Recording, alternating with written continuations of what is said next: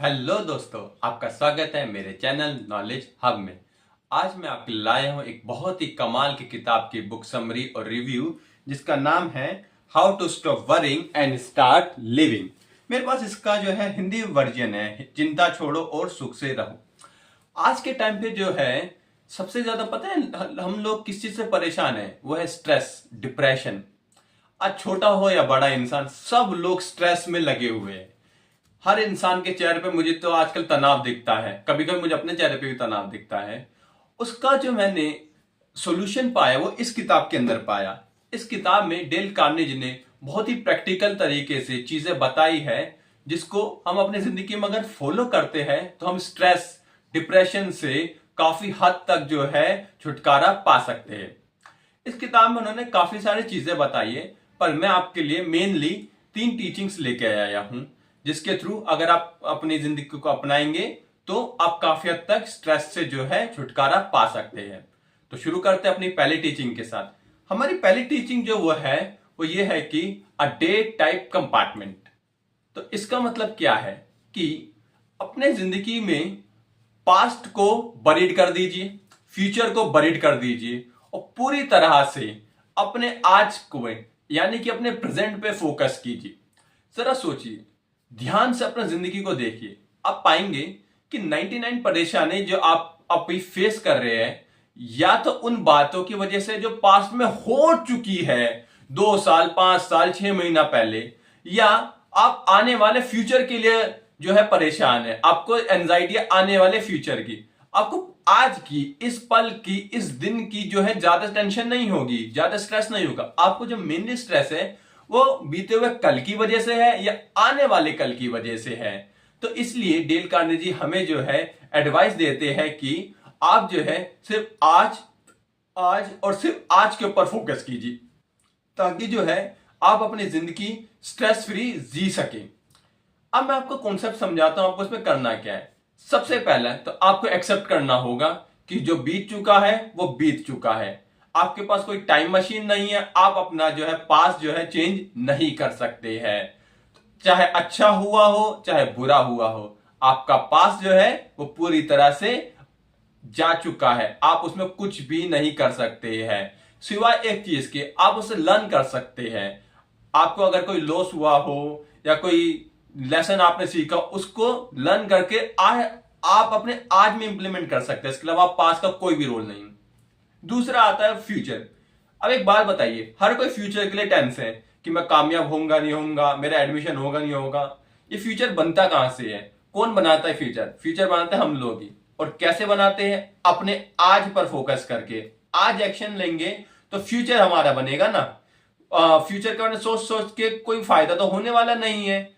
एक कमाल की बात है, हम हमेशा बोलते रहते हैं कि हमारा फ्यूचर कैसा होगा, फ्यूचर कैसा होगा। अरे भाई, जो आज आप करोगे उसी तरह तो फ्यूचर बनेगा।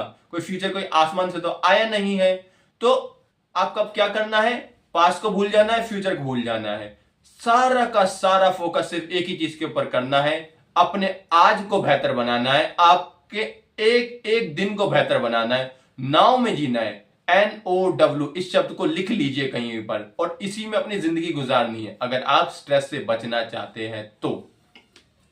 दूसरा इसमें डेल कार्नेगी बताते हैं कि अगर आप जो है अपने काम को छोटे छोटे भागों में बांट ले, छोटे छोटे उसको सब डिवाइड कर ले, तो आप जो है अच्छे से अच्छा रिजल्ट प्रोड्यूस कर सकेंगे। हमारी सबसे बड़ी प्रॉब्लम पता है क्या है कि हम एक ही दिन में हिमालय पर्वत को चढ़ना चाहते हैं।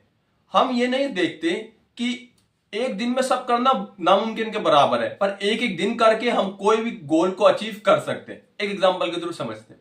मान लीजिए एक इंसान है जो किताब लिखना चाहता है 300 पेज की। अब वो स्ट्रेस में है कि मैं 300 पेज कैसे लिखूंगा, रिसर्च कैसे करूंगा, कहां से मैटर मिलेगा।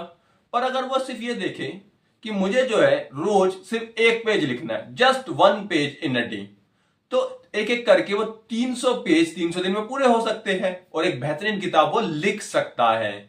तो आपने यहां से जो चीज उठानी है वो ये है कि पास्ट को भूल जाना है, फ्यूचर को भूल जाना है, आज पे फोकस करना है, सिर्फ आज पर। और अपने काम को छोटे छोटे पार्ट में डिवाइड करना है और इसके सिवा आपको कुछ भी नहीं सोचना है। हेनरी फोर्ड ने भी एक बार कहा था कि हम बड़े से बड़े गोल को अचीव कर सकते हैं अगर हम उसे छोटे छोटे भाग में बांट ले तो चलिए अब हम चलते हैं अपनी दूसरी टीचिंग के ऊपर।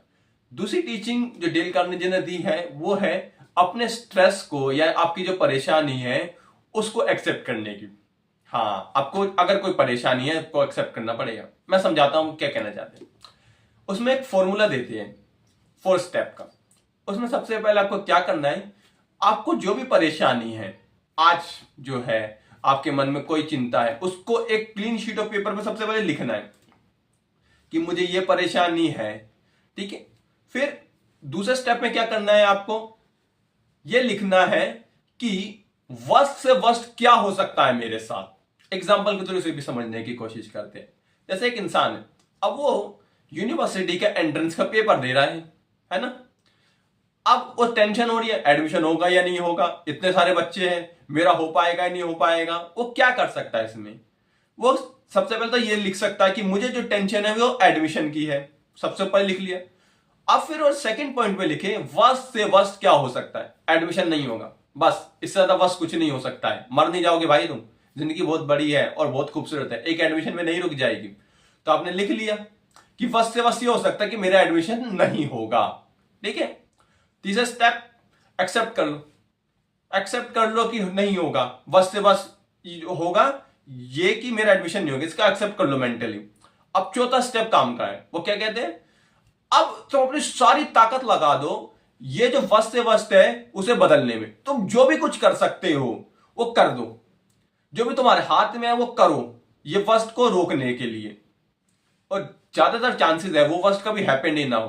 क्यों, एक बार हमारे माइंड ने एक्सेप्ट कर लिया कि ये वर्स्ट हो सकता है, इसके बाद तो सब अच्छा ही होगा, इसके बाद तो इससे नीचे गिर ही नहीं सकते, इसके अब सिर्फ आप उठ ही सकते हैं, आप मेहनत करके यूनिवर्सिटी में एडमिशन ले सकते हैं।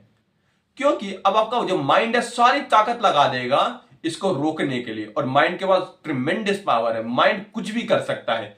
अगर माइंड एरोप्लेन बना सकता है, गाड़ी बना सकता है, तो आपके लिए तो बहुत कुछ कर ही सकता है, पर शर्त यह है कि आप उसका माइंड का यूज करना सीखें। चलिए अब हम आते हैं अपनी तीसरी टीचिंग के ऊपर। तीसरी टीचिंग मेरे बहुत दिल के करीब है, वो है ग्रेटिट्यूड की। हाँ, ग्रेटिट्यूड आजकल हम भूल गए इस शब्द का मतलब, मैं आपको रिमाइंड करा देता हूं। ग्रेटिट्यूड है कि जो आपके पास है उसके लिए आभारी होना, जो आपके पास है उसके लिए 10-10 हजार बार धन्यवाद करना। हालांकि मैं जानता हूं कि बहुत सारे लोग नहीं करते, कभी कभी मैं भी नहीं करता हूं, पर हमें ये करना चाहिए।